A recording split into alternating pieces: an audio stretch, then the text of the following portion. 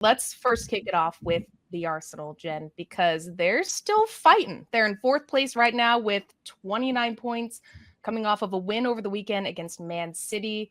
I mean, this is a team that we kind of know likes to peak at the exact right time. You're going to feel a little late. Your nerves are going to be on the line. You're questioning if they're going to be able to do it, and they've been able to pull it out. And I think last season with the Champions League, now looking at WSL, beating Man City, are they in peak form right now? Is this the Arsenal that can get it done once again? I think I love that you kind of kicked off by saying that, because I was talking about that this morning, and their form coming out of this block, right? If you're talking about Champions Cup winners in extra time, they beat Chelsea in the WSL, now beat Man City in the WSL. They can't forget we beat Aston Villa in the FA Cup. What a block that has been. That is like an insanely intense, and Man United, so many games were in that block, but the extra time win, huge wins in the WSL, Chelsea and Man City, just peaking at the right time. I love calling this the business end of the season. Of course, they wouldn't have wanted these extra games, but look, didn't make top 4, and in the playoffs, that's where they're at. But aside from results, guys, the performances have been brilliant. I thought they completely outplayed Man City, and everyone keeps talking about the physicality aspect that they absolutely smashed. You're talking about Bunny Shaw, one of the most physical, best strikers in the WSL, had a quiet game, and Lotte Wubben-Moy absolutely stepped up. I thought Kim Little was absolutely phenomenal again. Slide tackles for days against Viv Miedema, old teammate. They've just been brilliant, and I think one thing I will say, they've utilised their squad really well. The depth that they've had in there, whether it's been substitutions at the right time, Frida Manum starting or coming into the game, Leah Codina coming into midfield, even though she's known as a centre-back, just giving those extra bit of rest to Caldente and Little where needed. So I think over that block, they've really utilised that really well. Even the versatility of Olivia Smith coming into those more central areas and getting goals. Love her in the 9. Love her in the 9. The goal. Love her in the 9. Keep her there. Yeah, you reckon? Why do you love her there, Darian? Because she's a player that she's one of those players that you know what she can do 1v1 going wide. You know what she can size people up. She's confident doing that. Next evolution of this young player's game is, what are your dynamic runs? How are you using your physicality? When are you being able to quick trigger finish or dribble around a keeper? I mean, I think between watching the FIFA Women's Champions Cup final, her goal there, to the goal she had on the weekend against City, she just looks so much more dynamic to me, and they're getting the best out of her in the 9 because she can make those runs wide, filter in players centrally that leaves a lot of space, or she can make those in and out runs up top that is so hard for a center back to stay in position. And also, she is strong. Yeah. I just think I've seen a new level of her when she's at the 9 that we don't get to see when she's isolated in those wing channels. And to me, if you're Arsenal, that is such a strong point for you to get more goals and make teams have to respect and adjust to how you're going to play, as opposed to sitting back and playing the perfect defensive game for 90 plus minutes, which I think is what Arsenal got into last Champions League. Albeit it worked out, but it's just another layer that I'm like, hell yeah. Come on, Jen, is this also like where we like give a little bit of praise to Coach Renee and maybe making some of those adjustments, you know? Because I mean, like, I think part of, like, to some of your points, Darian, like, part of it too is just like the timing, right? Like, we know these players are talented. Olivia Smith made headlines with some of the record, transfer fees around her, and it was like, okay, this player's going to come in and be impactful. Like, at the very bare minimum, we knew that. But sometimes, like, when you get a new player, like, in the headlines around them, like, you still need time, right, to just kind of like get that cohesiveness, like, with your teammates, build that chemistry, make sure, eventually you will be firing on all cylinders like they kind of are right now. And in the meantime, you got to have your coaches on the sideline figuring out those ways to make sure that your teams still stay, competitive and relevant within those moments. And you shouted the Codina adjustment. I can't wonder if, like, part of that too is making sure that Renee's, like, kind of getting her praise, because she was getting some of that heat early she on. was getting a lot of heat. Yeah. Well, because I totally agree. I think the adjustments have been great, and they have worked. And look, sometimes managers are going to make these decisions and it doesn't work, but you have to give them credit for when it's due. And that's definitely one that stood out for me. Just even knowing Cody as a centre back, like we were there together. And when you sign for any top club, there's never any expectation that you're going to play 90 minutes every single week, especially not at this point of the season. But it's where can you fulfill a role, and whether it's coming on as any position, you just want to get on the pitch. So no, that adjustment I've loved, because it just gives your core players, say your Little and your Caldentes, those extra bit of rest that are so important, especially Leah Volti left.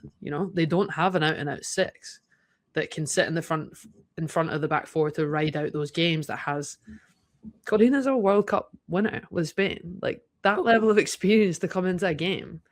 So at Champions League level, I can see it being used as well. But yeah, I think the way that they've come out of this block with top games and winning has been brilliant. So they're in form. We all know what they did last year. Not picking up anything domestically. Can't write them off, guys. Like they're peaking at the right time. I'm feeling confident. That's right, Jen. Let them know. I will, for the foreseeable. Right. I think something that's actually very underhyped about Arsenal is the trio of Mead, Russo, and Smith up top. We have triple espresso over in the US, but I'm looking at this as a single shot latte. This is a strong front dynamic 3. And when you're going against an OH Leuven, who, hey, I'm rocking with Leuven. They've been the darlings of the tournament to me. You're Leuven. I'm loving Leuven. Leuven. But when I look at those 3, I'm like, there's just, especially the form of Mead right now as well, a player that's very underrated and doesn't get her flowers that often. This is a trio that to me is just unstoppable. So if they're all in form and we're seeing this chemistry build, they might be able to do it back to back. Ooh, you said it. I'm thinking about my bracket. I'm like, I don't know if I got to change something now that we're talking about it. Timing might be everything. Sometimes timing is everything. Who's your winner in your bracket? Lyon. Oh, of course, yeah. Demone's number 1 fan over there. I'm running the Demone fan club, everybody. Right. I'm the Kim Little fan club. You're the Demone fan club. Yep. Number 1 on my Ballon d'Or watch list. Go see yes. There you go. Love it. A3. But even in those 3 you mentioned, there's still Caitlin Ford, Stina Blackstenius. Like it just depends on whatever like structural way they want to set up tactically, which we can geek out another day on that. Yeah, we'll give you guys a break of geeking out about all of this, but we'll see. So Arsenal still keeping their title race alive. Chelsea, I mean, they're 30 points right now, 9 points behind top of the table City. The side is also dealing with a lot of injuries. Yeah. Just to name a few: Lucy Bronze, Kadisha Buchanan, Mayra Ramirez is still coming back. Captain Bjorn, Neem Charles, Kat Macario, Aggie Beaver-Jones, Millie Bright. Thank God this team has the depth that they do, because if they didn't, you would be so concerned with how this team is going to come out this weekend, let alone in Champions League in a couple of weeks, because they get to skip these knockout rounds. But what's going on with this side? We're seeing Sonia Bompastor is re-signed. Paul Green is leaving the club. All of these injuries. Is it panic time for Chelsea, or are we overreacting by this, Sandra? I don't think it's panic time, but it doesn't feel great either. Like, they're bit right now. Like, listening to you rattle off name after name after name, you're like, you're bit. Not only are you bit, you might be a little hexed. Like, that's a lot of players. But it also, I think, to your point, like, speaks a bit to the makeup of that roster. Oh no, Couture Criminal 8330 says no, let's panic. Forgive me for trying to be a voice of reason, I guess. I don't know. Come on, QB, let us know. Keep us in line. It's hard to not be a voice of reason when I also look at that roster and I see Alyssa Thompson. It's maybe not a situation that she thought she might have found herself in so soon. I think part of the lure of going to play with Chelsea is the fact that it's literally Chelsea. You're getting to play in a different league, getting an opportunity to compete in Champions League, and you are doing it in a way where you are not the sole MVP of your team. You are doing it, you're competing alongside other great, like, individual ballers who can go out there and take over a game at a minute's notice. Now, that's obviously shifted a bit because of all of these injuries, but I don't think that's going to stop, Alyssa Thompson from performing her butt off. Like, by no means. I think the way she has kind of found herself already carrying these teams in certain stretches, of games that, I think it's going to bode well. But I mean, we're talking about this, kind of referring to some of that streakiness that we saw, but they've already bounced back with a win, against Spurs. I look ahead at their schedule. I look ahead at their schedule and I'm just kind of like, I just don't think it's time for a panic button. I don't know, but we'll see. Did it kind of just feel like it was a matter of time before they lost back to back, Jen? I mean, you can only you can't be perfect forever. I mean, also credit to Man City, right? Like, they're amazing right now. Yeah, 100. Like, look, we're seeing Man City clear at the top, right? But for Chelsea, I think the thing that would hurt them the most was the back-to-back losses. I think a loss was always, you can say inevitable, but it's football. A loss can happen. Mm-hmm. But the back-to-back one, I think, would hurt. I think Aaron Cuthbert did a really great interview post-match saying that this phase is really hurting. I think the injuries will always hurt a team. I still look at their team and I think it's still phenomenal, though. When I'm looking at their lineup, it's just Ritten Canrig, Lauren James, Cuthbert through the middle, Keira Walsh, one of the best midfielders. And even to come off the bench, you still have Sam Kerr off the bench, Baltimore off the bench. Yeah. Like top players. So I think for me it's potentially they've rotated a lot. They've changed formation a lot. Back three, back four.